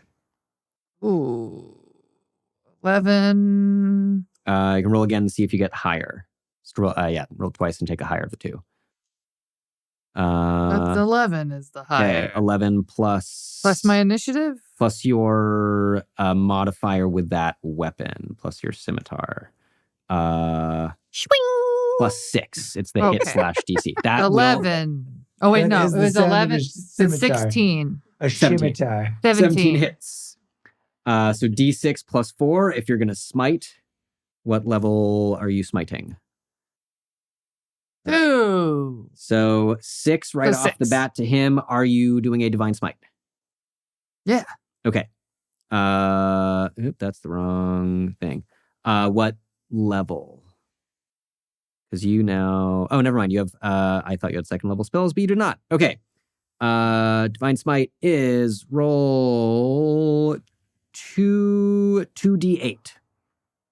Come on, radiant damage. 1 and a 6. All right. 7 more radiant damage. Gay-Lynn, you run back from summoning the water taxis, stab into this thing opposite Drawn, a burst of divine magic. That hurt it. Drawn just goes, yeah, more push-ups. This is what we do. Push up pals for life. Push-up pals for life. Do you have a bonus action? What about a shove? Can I Sure. shove the guy? Yeah, totally. It's going to make a strength save. Fails. Wait, Aha. yeah, it is shoved 10 feet away from you. Yeah, super fails. Okay, Talus. All right.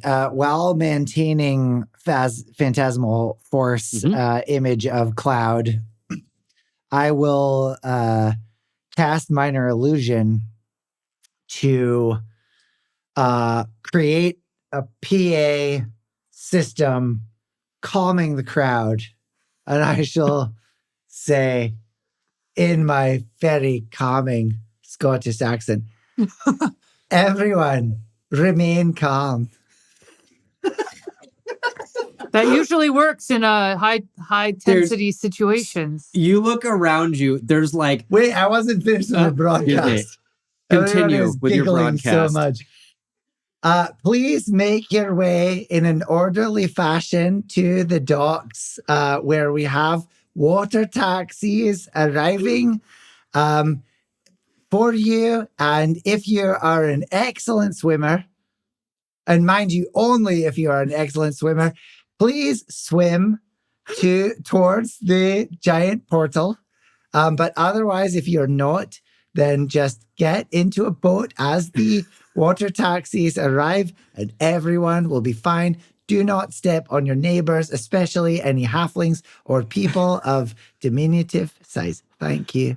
You look around, Renton, as like the demi-plane starts coming apart, the like glittering walls of the space are being ripped apart and strange things are infiltrating. Thousands of people are running from the stadium, which is collapsing and rubble is pouring down on top of them. Magic is being flung back and forth. You see another like massive lightning bolt come out of Mara's hand from the broom. This calm Scottish voice beams out from your illusory megaphone as you bellow to the crowd. Roll me a persuasion check with advantage. Because why not? All right. That was an 18 on the first one. I'm very good at persuading. Oh, that second one was not so good. So we'll take the 18. People listen. There is the volume of the crowd screaming goes from ear splitting to only painful. And people begin where everyone is fighting each other and trying to shove into the boats. They start cooperating and a significant number of people are able to get into the boats and begin steering away from the docks. All right. Do I also get my 1d6 of Oh, yes, you absolutely do. Phantasmal damage or psychic damage? In your sight, you see illusory cloud just rear up and slap this thing in the face with giant bear paws. Yes. It deals 2 psychic damage. Booyah. You see this thing, it's like a tiny nosebleed from one of its nostrils. Oh. At initiative 20, the mass of flesh again takes a giant hit. It vomits forth a squirming pile that hits the ground near you. Everybody give me another dexterity saving throw. Wow, Alistair really did. Ron failed. 13. I'm doing this wrong. That was a 4. Alistair succeeds. Oh no. Got a 6. Okay, now you can't make fun of me at least. What? I can still make fun of you even if I'm failing. Alistair It's a is special skill I have. Alistair is lying on the ground behind this rubble, not hidden, and just rolls sideways. The rest of you, this pile of wriggling stuff hits the ground, splats all over you. It is a wriggling mass of worms. All of them fasten themselves around you. You are all, except for Alistair, anyone get over a 17? No. Yeah, except for close. Alistair, you are all restrained until the next layer action. Oh, okay. So that Luckily, means my activities all done with the mind. yeah. So your speed is 0. Your attack rolls have disadvantage. Attack rolls against you have advantage, and you have disadvantage on dexterity saves. Crud. I would also say on your turn, you can use your action to get these things off of you. Okay. Okay. And then that is 19. That is Rivulet. You are encased in worms. Can I become my starry form? Yes, you can still. Yeah. It basically it affects your movement more than anything else. Okay, I would like to starry form and then do the starry form attack. So you're turning into your archer. Okay, you are going to make the attack at disadvantage. Okay. Go for it. So yeah, that is a 16 or a 11. that still hits. Give me a D8 plus 3. Which one are you fighting? So one of them, Drawn and Gay-Lynn are on both sides stabbing into. The other one is just flailing at the air. The one that's being stabbed at. Okay, great. Don't want to distract it from the cloud. Yeah. Sure. Go ahead. Roll me. What's your damage? D8, I think. D8 plus 3. 8. Where's D8 plus 3. 6? All right. 6 damage. You see a little glow beside you. Rivulet turns into her glowing starry form, sends a luminous bolt of light across the field, slams into this thing. It's starting to look a little bit hurt. And as my bonus action, I'd like to inspire. Who's next? Drawn. You should definitely Your inspire starry form Drawn. is a bonus action. Oh, then I have just an action. Yes, because when you start it, Okay. you make a ranged spell attack as part of that. So you have an action, which could be a spell. You have not technically cast a spell. I will Or whatever. tangle the person fighting that I'm attacking, the creature that we're all attacking. Second creature. Yeah. Yeah, the second. First creature is fighting illusory cloud. Yeah. Second creature. Okay. Yeah, you can totally so you can position that so it only gets that thing. It's a 20-foot square, but yeah, you can do that. It rolls, what is it? It's making a strength saving throw, and it rolls a 16. Ooh. It is Do I not just roll a entangled. thing? Okay. No, it is. It succeeds, but anything else happened with that spell? Drawn, I need you. Save me and the people. I'm trying. I'm gonna hit it really good again. Drawn again. So inspired. Winds up, takes a crack, does hit it once again. Hey. Amazing. He's doing better. And I'm surprised you didn't call on your boyfriend for help. It's notably when things get in a crunch, then you call your bodyguard, not your boyfriend. 10 plus 2, and another 2 from the last one is 14. Trust takes a while to build. Exactly. Drawn takes a huge cut, slices a leg off of this thing. It chitters and screams. Oh, nice. Okay. On initiative 10, first, you see this. So the rubble has mostly stopped falling. You managed to get a number of people out of the way, but there is definitely big chunks of this magically created rock with little limbs underneath it where it fell. On this turn, you see that between you and the stadium, so not the dock, but like much closer to it, a fissure begins opening. Just the whole plane is cracking and coming apart, and you see this large opening kind of right where people are trying to exit the stadium begin cracking apart. That is these two things. You know what? It is not very smart. One of them keeps flailing away at Cloud, doesn't do shit. The other one, let's see, does it recharge its thing? It does not recharge its thing. It's going to try to bite Drawn again. Misses, rolls a nat 1.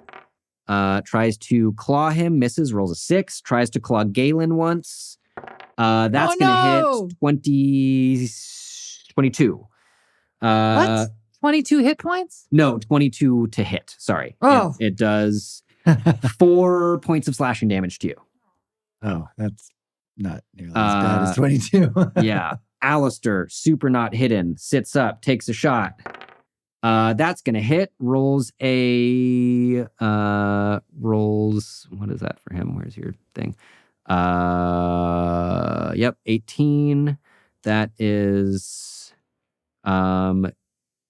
gets sneak attack. That is going to be 3d6 plus 3. Nice. 10, 14, 17 for Alistair. Fires a shot, hits this thing in another eye. The one that you guys are fighting is looking kind of fucked up. Top of the round, Gay-Lynn. Well, can I just try to telekinetically shove one of those monsters into the abyss that just opened up? Even though I'm restrained by worms. So we're back to your turn, so you are not. Oh no, yes, it's till the end of your next turn, and you guys go ahead of the layer action. So you are still restrained. Yeah, you can totally do that. So these things are flying. So you can absolutely try to do that. What I would say is that we would do a little roll off between your spell casting, your telekinetic ability, and this thing's resistance to it to see if it would actually get like pushed all the way into that thing. If that makes sense? Yeah, I'm ready to roll Great. off, man. And what else am I gonna do covered in worms? I mean, it's still close enough that you could try to just hit it. It will be at disadvantage. All right, let's just scimitar the shit out of this guy. Or javelin the crap out of this mother hummer. All right, go for it. So disadvantage, roll twice, take the lower of the two. Or we got a 2. Oh, well, it's a 2. Does not hit this Darn time. it. Wrapped up in these worms, it is very difficult to get your javelin free and Get like these stab. worms! I know, they're so fucking, I just fucking hate this. Drawn is really upset and raging. You see him like, even his blue Triton coloring is starting to turn a little red and purple from his rage. Talus, that is to you. Can you describe a little more about this fissure that is opening? Yeah, so right at the exit of the stadium where people are still trying to flood out, the ground is just splitting apart. You see a little bit of this strange color-changing light begin glowing out of it. Without going over to inspect it, you don't know a lot about what is actually happening, but it is probably about 100 feet kind of end to end. Not very wide yet. It looks like it is starting to crack apart farther. It's like 5 feet wide now. And so are people like stopping at it? Are they able to leap over? Like, where Yeah. are we at in terms of the exit of the masses? Some people are trying to leap it. You know, again, most common people are vastly under all of your general ability levels. So some people are able to jump it. You see like the most physically fit people are able to jump it and continue running. People with small children, families are like hesitating. There is, if it gets any wider, it will definitely begin seriously obstructing traffic. Right now, it is not like a huge impediment. It is just dangerous because you could fall in. And is there any way around it, or is it opening like across the board?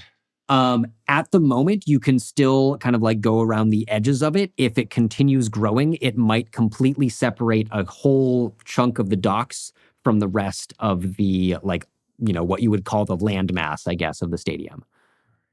And I'm still entangled by worms. Yes. Okay. I am going to. So we've got 2 of these horrors, whatever they are. One of them is fighting an illusion that I've created. The other one is the one that's looking fairly wounded. Yes. Okay. I will cast sleep on that one at level 2. Actually, I guess sleep is a sphere of 20 feet. Are they within 20 feet of each other, these monsters? Yes. Roll me an insight check. Okay.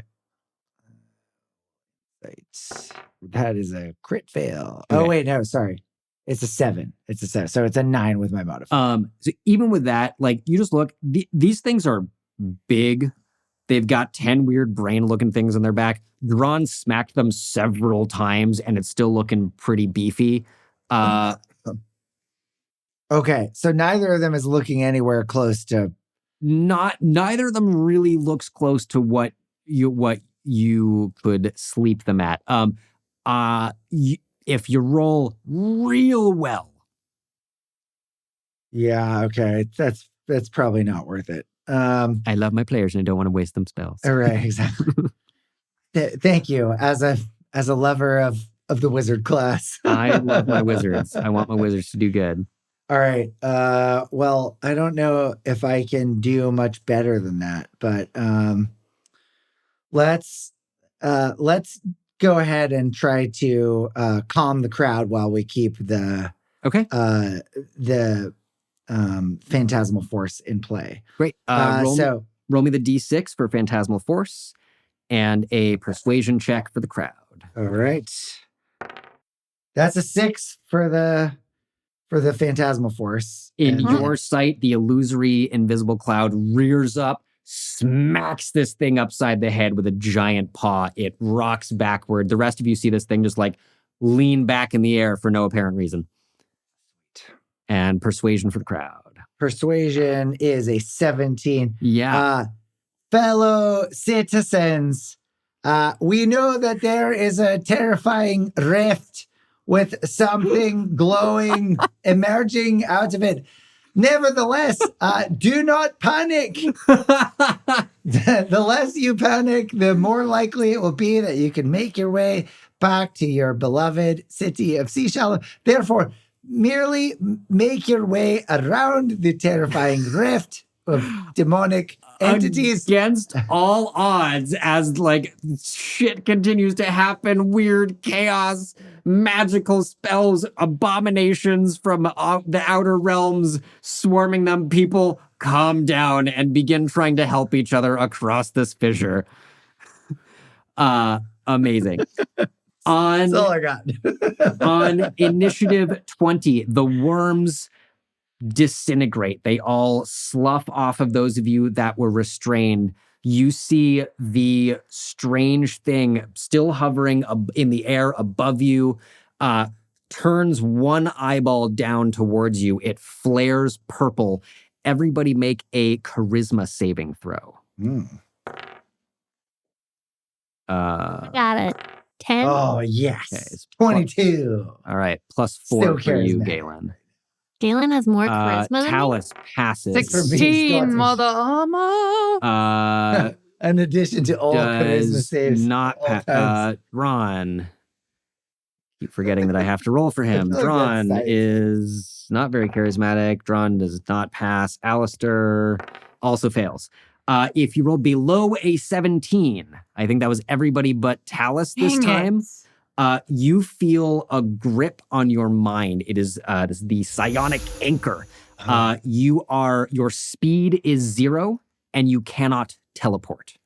So you're no longer restrained. It doesn't affect you in the same advantage-disadvantage on your attacks, but you cannot move and you cannot teleport. So I can't speak or play music? I would allow both those things. Your speed over the ground becomes 0. You are not paralyzed. Your speed is just 0. And Rivulet, that is to you. I'm gonna cast Tasha's Hideous Laughter, and I'm gonna get out my lute and play some Hellbelly music to like. Can I tap background dance yes, along to it absolutely. in support? Aren't you both affected by psionic anchor? Wait, you can't move, but you I can't. can't move, but I You can tap dance. in place. Without moving, you shuffle your feet and do a little soft chew. It's not soft. It's not soft. It's a very hard chew. There's real tap and shoes. Which one are you casting it on? Or where are you casting it? I'm casting it on the one that's fighting the thing. It rolls. It rolls a 3 plus 0. Yeah. What joke are you telling? What are you saying? My music is the joke because it's Hellbelly music and it's being thematic music to the background of this fight and just like you turn your lute into almost a banjo and start finger plucking out a tune. This thing thinks it's the funniest fucking thing it's ever heard. It looks at you and rolls sideways. Its laughter is like the worst sound you've ever heard in your life. It has far too many mouths and teeth, and you see as it laughs, it's actually like cutting itself from like the movement of its many mouths and jaws. so damage is being dealt? No, for dramatic effect only. Okay. And then I cast my starry archer thing. Okay, go with for advantage because it's prone. it. Yes, I'm gonna allow it. I got an 8 and a 2. I'll take the 8 plus what is your my what? What's your modifier? Your spellcasting modifier for that? Starry from +5. Yeah. Right. Does not hit, unfortunately. Okay. All this tapping for nothing. Drawn speed is 0, but he has reach, and this thing was also trying to bite him, so he is going to smack it. He gets advantage. Cannot hit. He rolls a 2 and a 6, which turns into, I think it's a 10 for him. No, it's something else, but he can't hit. Drawn, it's like rolling back and forth, and he swings down and goes, watch this! Swings down, it rolls out of the way, and just slams the glaive into the ground. Sparks fly up. He does not hit.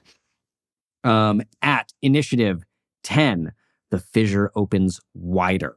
It is now 10 feet. You see this glow of light that changes color is like a strange maelstrom of chaos, just bubbles that erupt and change color, turn into swans trying to eat these people, turn into like a strange bubble gum that someone has blown and is like this weird pink mass that swallows someone else. Weird, crazy shit emerging from the fissure. I can think of more chaos another time. That is, okay, you know what? This thing is smart enough at this point. It's going to make an investigation check, see if it can figure out why the fuck it hasn't done any damage to this polar bear that's slapping it in the face. It can't. It rolls a 6. I'm pretty sure a 7 does not beat your spell DC. Tell us. By a damn sight. All right, it keeps flailing. It doesn't know what's going on. It keeps just trying to attack. The other one did not take damage. It is cackling with laughter at the end of its turn. It makes a saving throw to see if it can stop. That's cocked. What is your DC, Rivulet? Where do I see that? Top of spells.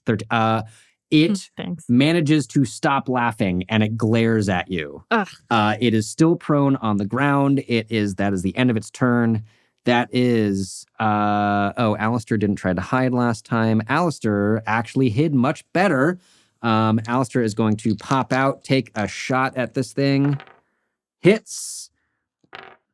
Another big roll from Alistair. That is another 17 damage from his short bow into that thing. That thing is looking fucked up, badly hurt, leaking.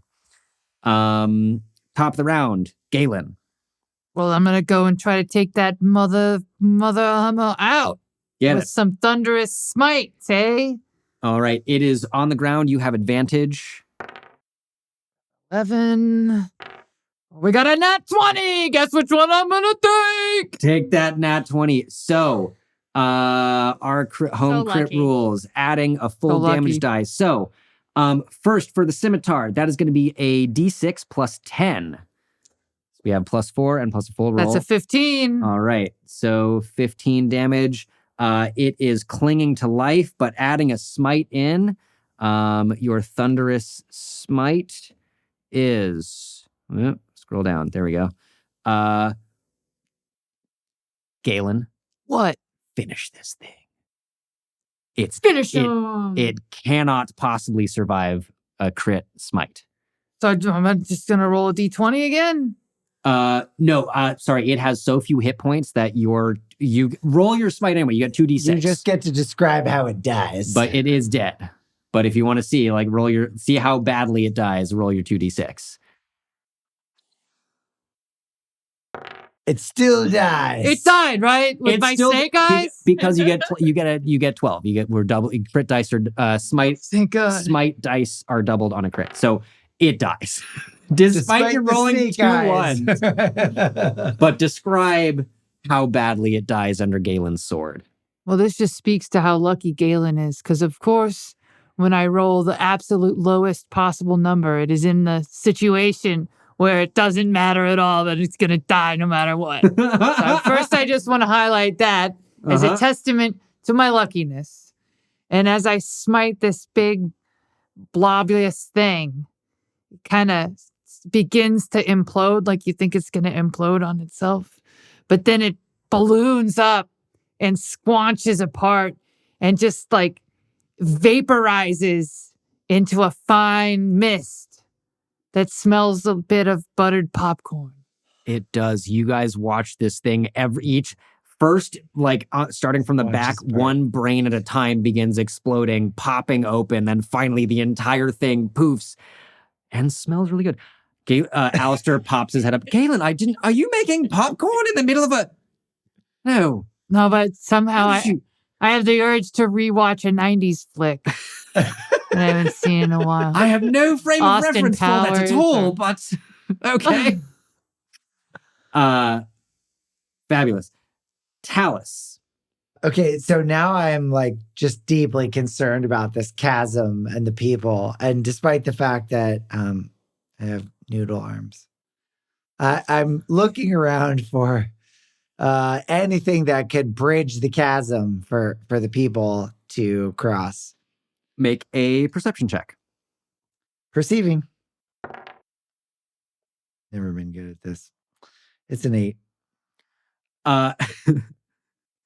You look around, you just start dragging this giant heavy slab of marble that has fallen from the stadium towards the fissure and like laboriously try to shove it across. Give me a strength check. Why not? That's what Gay-Lynn's always making fun of me about. What better time for an nat 20? I tried. Yeah, okay. I got an 11. Okay. You just kind of like, you start shoving this thing, you realize it's just super not going to happen, and you get it like basically like an improvised diving board. Like you're sitting on one end, about 5 feet of it is sticking into the chasm.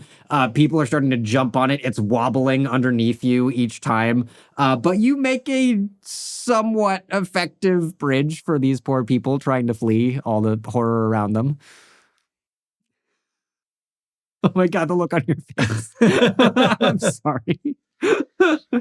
I suppose demoralized by my compatriots' continuous insults, I knew that I would Don't never blame this on me. This is succeed.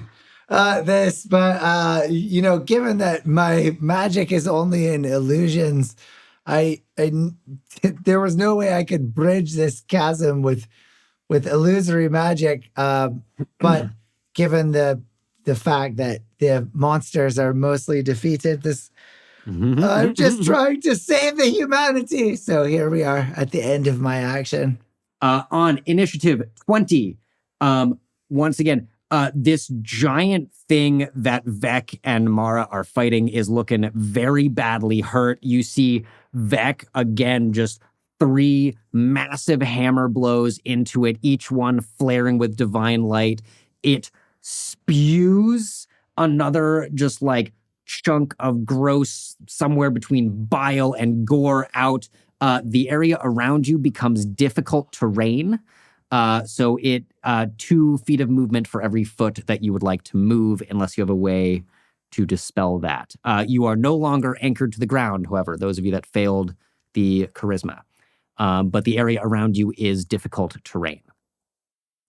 At initiative 19, Rivulet.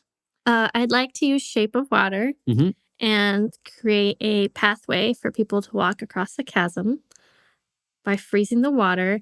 And I would also like to have some moving water on top, so it's kind of like a Like a moving conveyor belt. conveyor belt to help move them forward faster. Oh. I like love that this. imaginative work. Roll a spell casting check. So for you, whatever it's either your wisdom or your charisma, depending on if you are doing this more bard-like or more druid-like. But either way, it's +3. Oh. 8.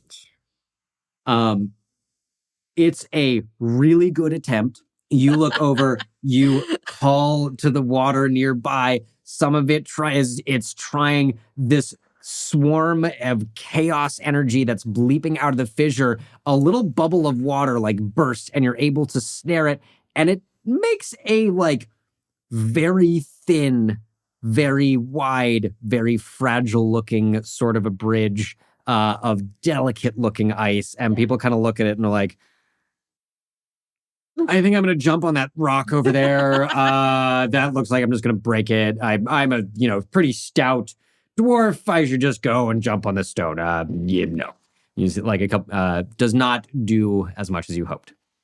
And I'd like to absorb elements for the impending intensity that I feel is nigh.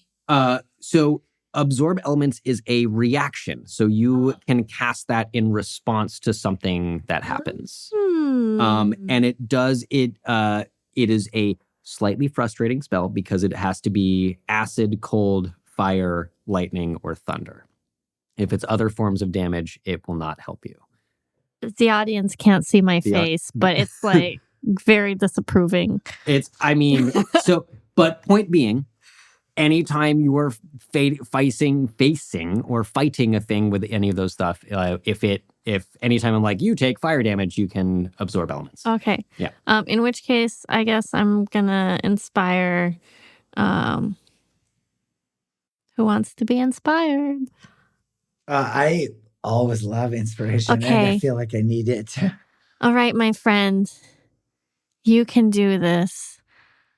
And she like winks with a cheesy smile. Amazing. Okay. That's very helpful given how bad my self-confidence is around my own personal strength of arm. That was so impressive what you did with the rock. I'm so impressed. You're so strong. I don't think I could have lifted that rock. Mm-hmm. No, that was a good move. Excuse me while I try to hit this thing. Drawn is going to turn towards the remaining one, and Drawn hits.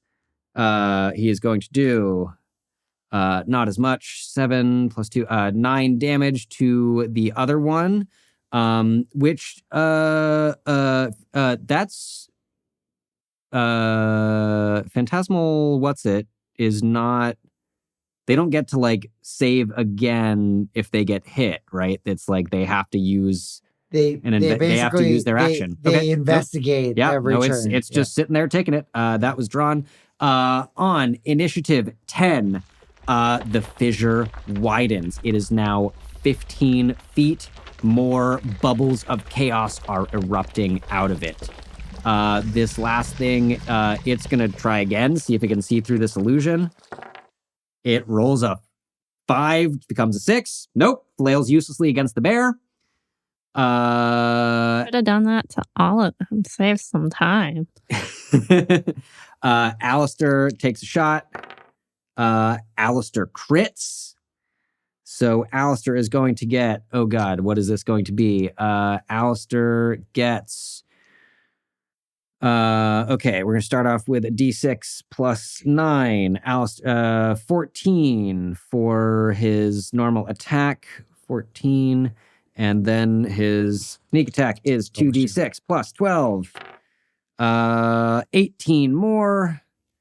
Alistair sends another arrow downrange, and then tries to duck behind this. Actually managed to hide pretty well behind the rubble. Not great, but not bad. Top of the round, Gay-Lynn. Hey!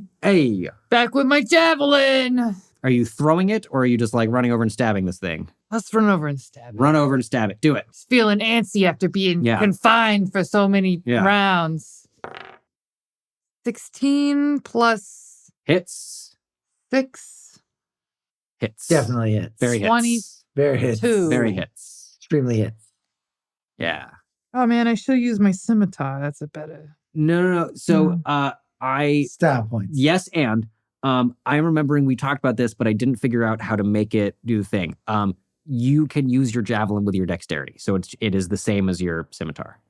I am allowing it. It's great. Doesn't need to be a strength. So I have weapon. a D6 + 4. Yes. So I get 10. Hey, lucky Gay-Lynn over here. If you are just stabbing, you can smite. If you throw it, you cannot smite. If that makes sense. So if you also would like to smite on this round. Well, let's smite it then. All right. 2 more D8s. 2 and a 4. 6 more. It's looking pretty badly hurt. Still alive. Can I shove it into the chasm? Yeah. Give me a spellcasting check with your telekinesis is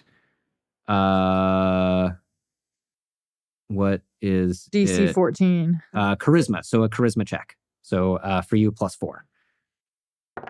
Ah. Oh.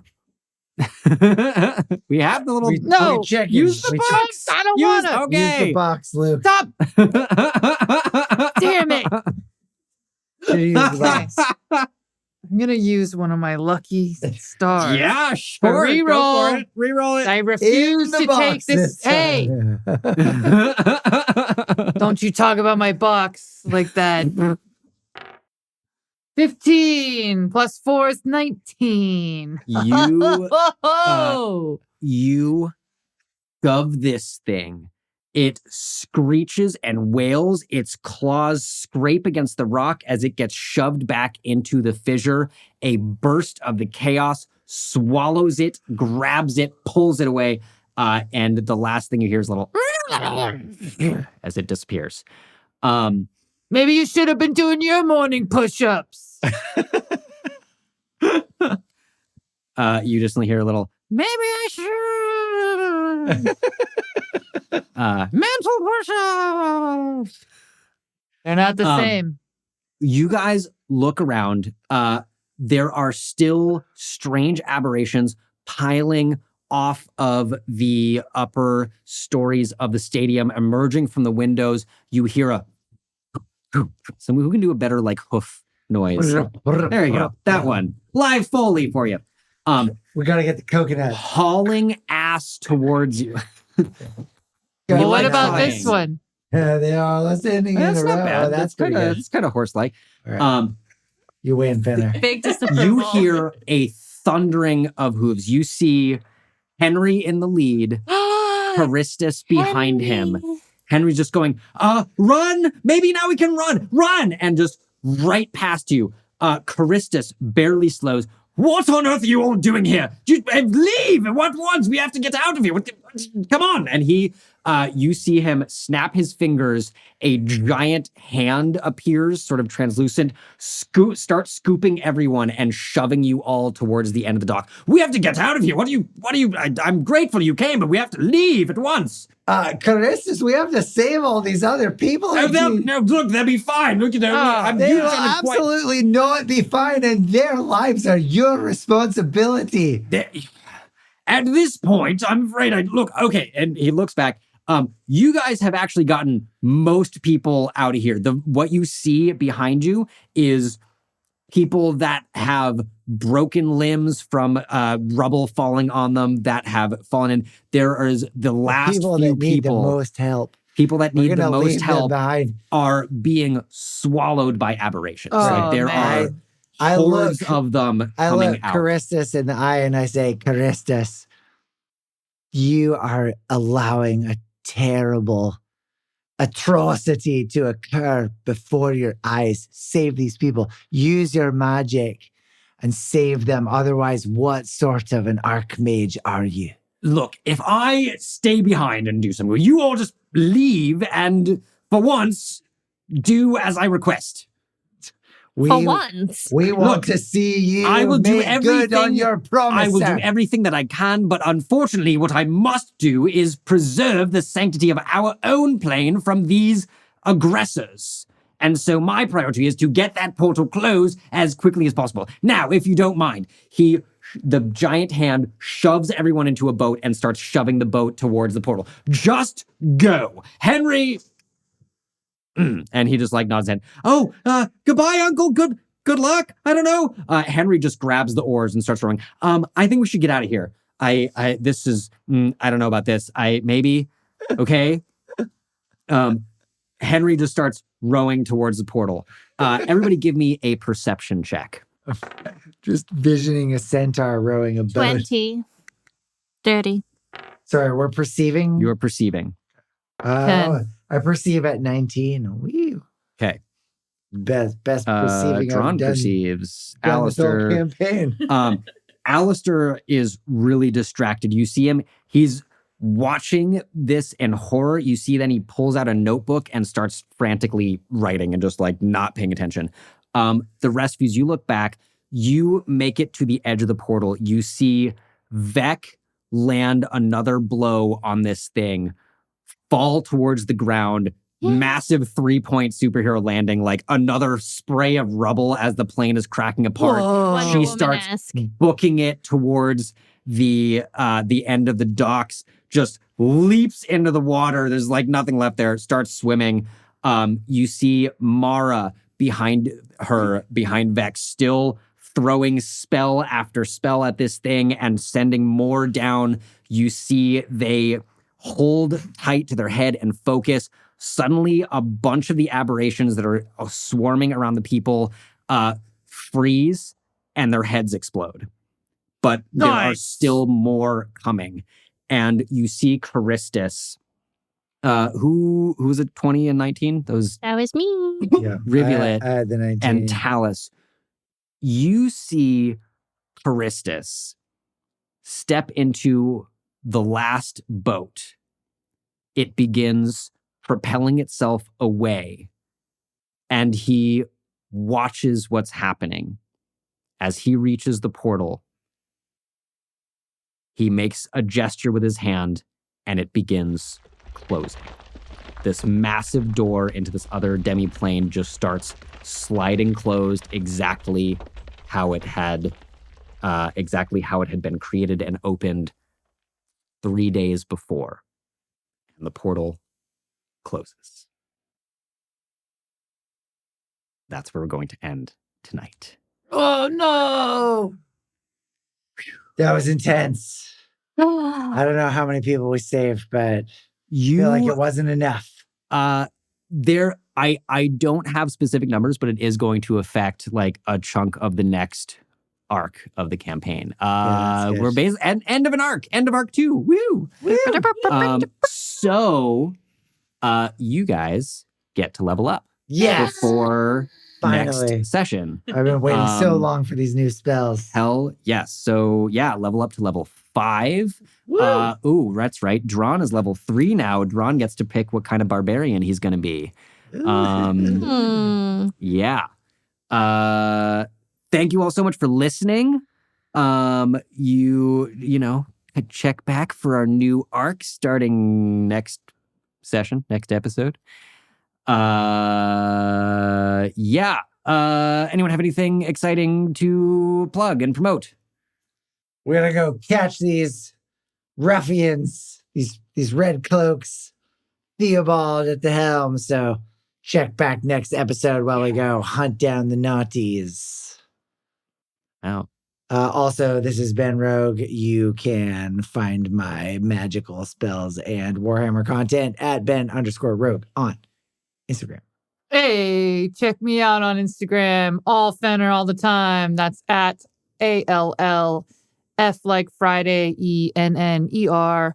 Or, follow my Clownstagram at Frank Tomato the Clown. That's spelled at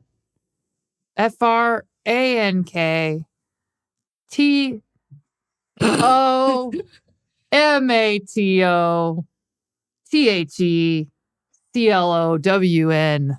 No spaces. Wow. Great spelling. Amazingly accurate. My name's Kaya May. You can find me Nailed it. at Instagram at KAYAMEYY. I'm gonna pitch also, if you're in the Bay Area or coming to the Bay Area, go see Fenner at Shotgun Players. Oh, yeah. If the 'Cause I think timing this is gonna happens to be- be March and April I of think this will be March or April 2024. 2024 I'm when very we excited do about this performance. Hell yeah. Mhm. Mm-hmm. Check out what's I will playing be at there. Shotgun Players March, April. I don't remember. Did we say what it was?